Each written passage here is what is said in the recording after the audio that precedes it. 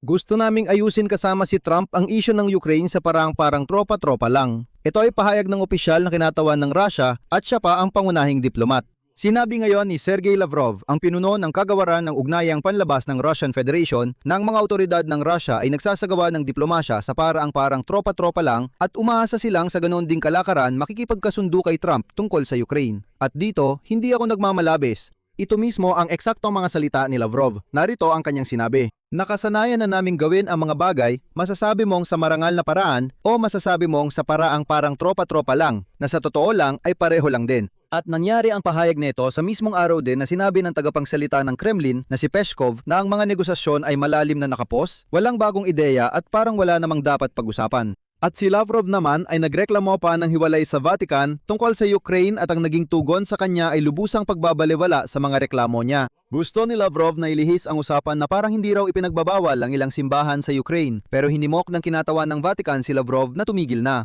At magsalita na may kabuluhan, partikular kung paano tatapusin ang digmaan laban sa Ukraine at hindi magpaligoy-ligoy sa mga walang kwentang sinasabi ng Ministro ng Ugnayang Panlabas ng Russia. Sa madaling salita, himayin natin ang buong sitwasyon, kabilang ang papel ng pagbisita ng direktor ng CIA at talakayin natin ang mga pahayag ni Lavrov na ito na balak makipag-areglo kay Trump sa usapin ng Ukraine sa parang tropa-tropa lang. Ako si Alexei Pechi. Pag-usapan natin ang paksang ito, gaano man ito kaabsurdo, pero bago tayo magsimula, hinihiling ko na mag-subscribe kayo sa channel, pindutin ang like at mag-iwan ng kahit anong komento. Kaya simulan natin sa mismong formula ni Sergey Lavrov sa istilong parang barkadahan. Ayon kay Lavrov, sa layuning makipagkasundo sa ganoong paraan, parang barkadahan, pumunta si Putin isang taon nang nakalipas sa isang pagpupulong kay Trump sa Anchorage. Ayon kay Lavrov, lumipad si Putin papunta kay Trump bilang tropa sa kapwa-tropa, pero si Trump pala ay hindi tropa. Heto ang kasunod na sipi. Lubos naming tinanggap ang alok ng Estados Unidos para tapusin ang digmaan sa Ukraine. Nagkasundo na kami. Pero pagkatapos, ayon kay Lavrov, ang mga kinatawan ng European Union at si Zelensky ay kumapit kay Trump at sinira ang mga napagkasunduan kay Putin sa Anchorage. Sa huli, nagbago ang posisyon ng Estados Unidos at nanawagan si Marco Rubio na maghanap ng mga bagong paraan. Kasabay nito, inamin ni Lavrov na mismong si Trump, matapos ang negosasyon kay Putin na kalbo, ay tinawag na masalimuot ang usapin ng pagbibigay ng buong teritoryo ng Donbas sa kontrol ng Russia na siyang iginigiit ng Moscow. Ibig sabihin, kahit si Lavrov ay umamin na walang nangakong ibibigay kay Putin ang Donbas. Kahit si Trump ay nagsabi, mga pare, nasa tamang pag-iisip ba kayo dyan? Ano ba yan? Basta na lang sasabihin na ibigay nyo sa amin ang teritoryo. O sige, bukas sabihin na lang natin na ibigay nyo sa amin ang Petersburg. Ano ba kayo? Ibigay nyo pa sa amin ang iba pang bagay. Nung mas maaga pa, Hulyo 24, itong si Lavrov din ay inakusahan na si Trump na hindi makalalaking asal dahil sa pagkabigo ng Anchorage. Sinasabi na doon ay tiniyak ni Trump kay Putin na makinig kayo. Ayon kay Lavrov, sa Anchorage, tiniyak ni Trump kay Putin na gagawin ni Zelensky ang lahat na ipag-uutos ng Amerikanong presidente. Ngunit lumabas na si Zelensky ay hindi pala isang puppet at hindi sumunod sa mga utos ni Trump na labis na ikinagulat ng Kremlin. Dito sina Putin at Lavrov, imisip nila na si Zelensky para sa Washington ay parang si Lukashenko para sa Moscow. Na kapag pumitik lang ang Moscow, susunod si Lukashenko sa lahat ng ipag-uutos. At inakala nilang ganon din ang sistema dito. Ayon, pero hindi nila naiintindihan kung ano ang demokrasya. Para sa kanila, ang demokrasya ay parang isang malabong definisyon na kung ano-ano lang ang ibig sabihin. Ibang-iba ito para sa kanila. Akala nila na kapag sinabi raw ni Trump kay Zelensky, magbigay ka kay Putin, sasabihin ni Zelensky, ano pa nga ba? Sige, magbibigay kami. Ayun, at narito pa ang isa pang sipi mula kay Lavrov noong ika-24 ng Hulyo, hindi nagtagumpay. Kapag may sinabi ka, dapat panindigan mo. Sinabi namin, handa kami, pero sa kabila, binago nila ang ganitong paraan. Tungkol sa binagong paraan, nakakalimutan ni Lavrov na kung sila ni Putin na pandak ay lumaki sa mga eskinita, kung saan umiiral ang mga kodigo ng kanto, kulungan at lahat ng iba pa, hindi ibig sabihin na ang buong mundo ay namumuhay ayon sa mga panuntunang iyon. Tinatawag na sibilisado ang mundo dahil namumuhay ito ayon sa mga sibilisadong pamantayan, hindi ayon sa mga tuntuning pangkanto. At isipin mo, siya pa ang pangunahing diplomat ng bansa. Sige, minsan lang siya nagsalita noong Hulyo. Sige na, nagsalita na siya. Pero hindi, ito talaga ang pulisya ng bansa. Ito ang diplomatikong linya na paulit-ulit niyang sinasabi. Sabi niya, kami ni Trump, gusto lang naming magkasundo ng parang usapang tropa lang, magkamayan lang at tapos. Napakahalaga ng konteksto rito.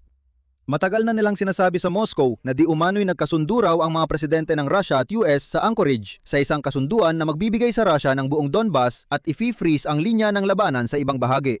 Bago nito, hinihingi ni Putin sa Kyiv na iurong ang mga tropa mula sa Donetsk, Luhansk, Zaporizhia at Kherson na mga rehiyon para matigil ang labanan. Siyempre, tinanggihan ni Zelensky ang ultimatum na ito. Sinabi niya na ang pagbibigay ng Donetsk na rehiyon ay makakasama sa kakayahan ng bansa na ipagtanggol ang sarili. Pero kalaunan, sinabi sa White House na at si Putin sa totoo lang inamin din ito kalaunan at hayagang nagsabi, oo nga. Na wala namang ganong kasunduan sa Alaska at lahat ng ito ay katang-isip lang ng mga Ruso na kumbaga wala namang napagkasunduan doon. Nasaan ang mga kasunduan? Ano ang mga yon? Kasabay nito si Peskov, tagapagsalita ng Kremlin, ay nagsabi ngayon, ang mga pag-atake sa Kyiv ay nagpapatuloy. Patuloy itong ginagawa ng sistematiko. Patuloy naming sadyang winawasak ang infrastrukturang militar at kaugnay na infrastruktura ng rehimeng Kiev. Alam ng ating mga sundalo kung ano ang kanilang ginagawa at kung paano ito gawin. Ipinagpapatuloy namin ang espesyal na operasyong militar. Patuloy ang pansulong sa lahat ng linya ng labanan. Sa usapang pangkapayapaan naman, nakapos ng husto ang usaping ito. Walang mga bagong ideya. Alam ng bansang Ukraine ang aming mga hinihingi. Ayaw nilang pag-usapan ito sa mapayapang paraan. Kaya naman patuloy naming tinitiyak ang ganitong positibong galaw para sa amin at nagpapatuloy ang operasyon. Interesado ako. Yung mga nanay at asawa ng mga Rusong iba na namatay ng walang dangal sa banal na lupain ng Ukraine, tanggap ba nila ito ng maayos? Positibong dinamika ba ito para sa kanila? Talagang kabaliktaran ito ng mga tinalakay natin kanina. Si Kirill Budanov, ang pinuno ng opisina ng Pangulo ng Ukraine, ay nagsabi kahapon na posible ang panibagong pagpupulong ng mga kinatawan ng magkabilang panig ngayong Setyembre. Pero base sa sinabi ni Peskov, hindi pa kinukumpirma ng Kremlin ang kahandaan para sa ganitong pagpupulong, lalo na ang petsa nito. Mahalaga rin dito ang opinion mismo ni Zelensky. Sinabi niya na ang pinakaangkop na panahon para sa diplomatikong pagtatapos ng digmaan ay maaaring tumagal mula sa Disyembreng G20 Summit sa Amerika hanggang sa katapusan ng tag-init ng taong 2027. Dahil pagkatapos nito, magsisimula na sa Amerika ang paghahanda para sa halalan ng Pangulo na siyang kukuha ng lahat ng atensyon. At magbibigay din ako ng isang pangyayari na may kaugnayan sa Batikano na nagpapakita kung ano ang nangyayari sa diplomasya ng Rusya sa aktwal na sitwasyon. Ipinahayag ni Sergey Lavrov na noong nagkita sila ng pinuno ng Batikanong diplomasya na si Paul Richard Gallagher, ipinaalam niya rito ang tungkol sa mga paglabag sa karapatang pantao sa Ukraine, kabilang na ang mga panrelihiyon, at sinabi niya na hindi pinapapasok sa Ukraine ang simbahang ortodokso ng Rusya. Ngunit siyempre, walang anumang ebidensya na inilahad si Lavrov kaugnay ng kanyang mga pahayag tungkol sa paglabag sa karapatang pantao. Higit pa rito, hiniling niya kay Galake na iparating sa Kyiv ang mensahe na payagan muli ng Ukraine na makapasok sa kanilang teritoryo ang mga pari mula sa Moscow na sa ilalim ng kanilang mga kasuotan ay nagtatago ng mga ahente ng GRU o FSB. Ngunit ayon na rin kay Lavrov mismo, hindi nagpadala ng anumang mensahe si Gallagher sa panig ng Ukraine at ipinahiwatig niyang hindi siya magpapaloko sa kalokohan ng mga Ruso at na, kumbaga pakinggan mo, wala akong balak maghatid ng kahit ano. Ano ba yung sinasabi mo? Anong pang-aapi? Anong paglabag sa karapatan ng mga relihiyosong minorya? Nakita mo ba talaga kung anong nangyayari sa Ukraine? Sa Ukraine, wala namang reliyon na inaapi. Wala, kahit alin. Ang mga ahente ng GRU at FSB na nakasuot ng sutana ay hindi relihiyon. Medyo nalilito ka. Pinalayas lang talaga ang mga maruruming Ruso mula sa Ukraine. Ayan ang totoong nangyari. Kapansin-pansin na ang totoong posisyon mismo ni Gallagher ay lubos na salungat sa sinusubukang iparatang sa kanya ni Lavrov. Si Gallagher ay hindi kailanman hayagang bumatikwa sa Ukraine. Hindi rin siya sinabing may sistematikong paglabag sa mga karapatan ng mga mananampalataya. Sa kabaliktaran, noong Pebrero 2025 ay nanawagan siya na itigil ang digmaan at magkaroon ng dialogo. Noong Setyembre ng parehong taon sa pangkalahatang asambleya ng UN, tinawag niya ang digmaan bilang isa sa pinakamabibigat na krisis na nangangailangan ng suporta. Nagsalalita siya tungkol sa pagprotekta sa sibiyang populasyon mula sa mga pag-atake ng Rusya. At noong Hulyo ng 2026, si Gallagher mismo ay bumisita sa Kyiv at Berdichev at siya mismo ang nakakita sa mga krimen ng mga Ruso sa kanyang sariling mga mata. At dito, may direktang kaugnayan ito sa pagbisita ng direktor ng CIA sa Moscow. Lahat ng tatlong pangyayari, ibig sabihin ang pahayag ni Lavrov tungkol dito na makipag-usap kay Trump sa parang magkumpare, ang pahayag ni Peskov tungkol sa pahinga sa negosasyon at ang hindi nagtagumpay na reklamo ni Lavrov sa Vatican ay nangyari noong ika-28 ng Agosto. Literal na 2 araw matapos magtagal ng halos 10 oras sa Moscow si John Redcliffe. At simple lang ang lohika dito, habang ang opisyal na channel sa pamamagitan ni Steven Witkoff at Jared Kushner papuntang Moscow ay naantala, at ang mismong direktor ng CIA ayon kay Narishkin, ang pinuno ng SVR ng Russia ay tinalakay ang mga isyu na sakop ng mga ahensyang paniktik na hindi tumutukoy sa mga pampublikong posisyon sa negosasyon. Patuloy na isinusulong ng Kremlin ang isang paralel na pampublikong diplomatikong linya sa pamamagitan ng mga nakasanayang channel. Ito ay mga panayam ni Lavrov, mga briefing ni Peskov at mga pagpupulong sa mga tagapamagitan mula sa Vatican. Ibig sabihin, sa publiko ay pinagpapatuloy pa rin nila ang parehong direksyon. Ipinapakita nito na sa likod ng mga eksena, wala pang anumang malaking tagumpay. Ibig sabihin, sa likod ng mga eksena ay nagpapatuloy ang mga negosasyon pero wala pang tagumpay o pagbabago sa mga posisyon. Kaya sa publiko ay patuloy nilang sinasabi ang mga kalokohan na binabanggit ni Lavrov. At bukod pa doon, ang mga pahayag ni Lavrov na gusto naming makipag-usap ng parang magkakabarkada ay nagpapakita na hindi pa nila kayang impluwensyahan si Donald Trump, hindi pa nagtatagumpay ang mga Ruso na mapasunod siya. At ang pagbisita ni Redcliffe ay malinaw na hindi nagdulot ng tagumpay sa negosasyon kasi kung nagkaroon, hindi sana sinabi ni Peskov sa parehong araw na may malalim na paghinto at walang bagong ideya. Sa lahat ng palatandaan, ang kanal ng intelihensya sa pamamagitan ng CIA at ang diplomatikong channel sa pamamagitan ni Vitkova o Vatican ay gumagana ng hiwalay sa isa't isa. Ang isa ay nakatutok sa pagbibigay ng babala at mga senyales ng seguridad habang ang isa naman ay sumusubok tukuyin ang mga kondisyon ng kasunduan. At sa ngayon, wala pa ni isa sa kanila ang nagbigay ng anumang kapansin-pansing resulta. Sa madaling salita, si Lavrov, gaya ng inyong naintindihan, ay hayagang nang ungulila sa espiritong siga ng Anchorage.